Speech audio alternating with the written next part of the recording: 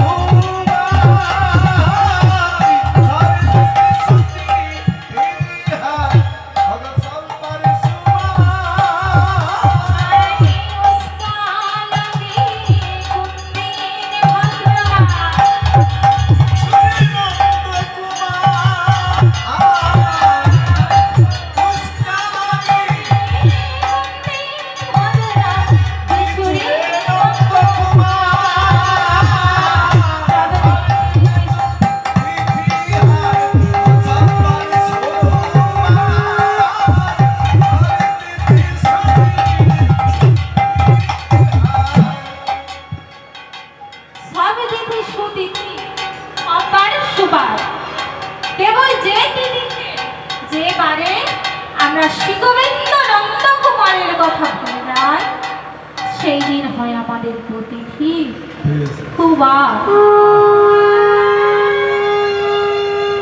শ্রীমদ ভাগবতে বলেছেন অযাচিত কথা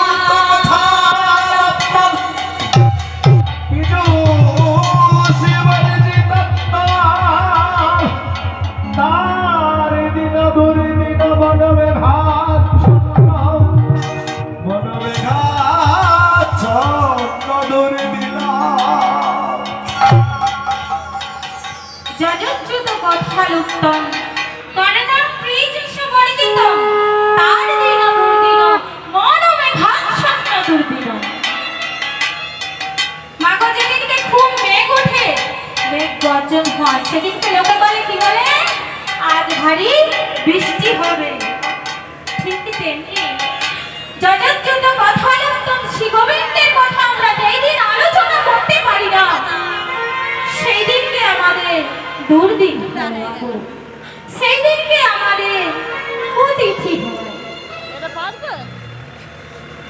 তো দস্যু আজ মনে মনে ভাবছে যে আমাকে এক্ষুনি কৃষ্ণ মন্ত্রে দীক্ষা দিতে হবে, তবেই তো আমি হাকিমের কাছে গিয়ে বলতে পারবো হুজুর আমি টাকা চুরি করি না।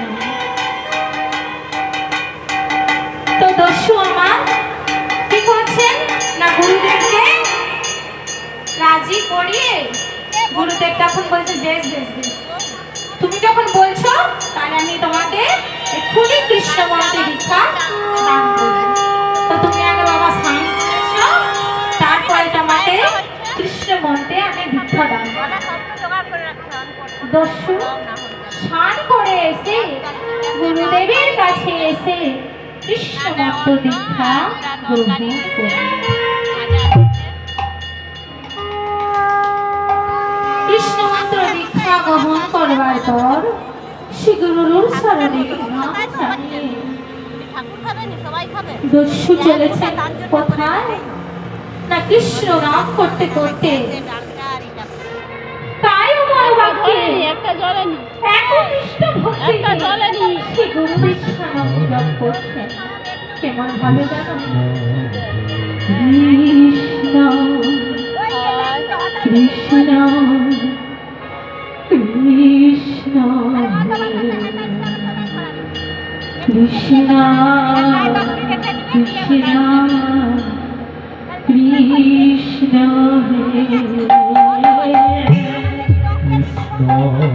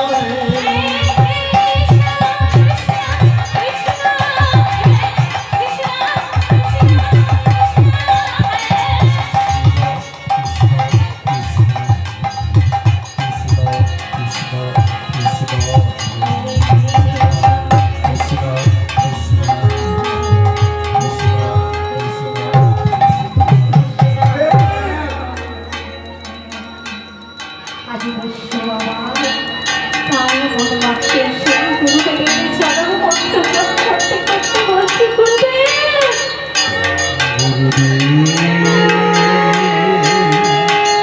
ওগো গুরুদেব, তুমি আমাকে এই বিপদ থেকে রক্ষা করো। তুমি জানো এ জগতে এহ এখন আমার বলতে আর কেউ নন।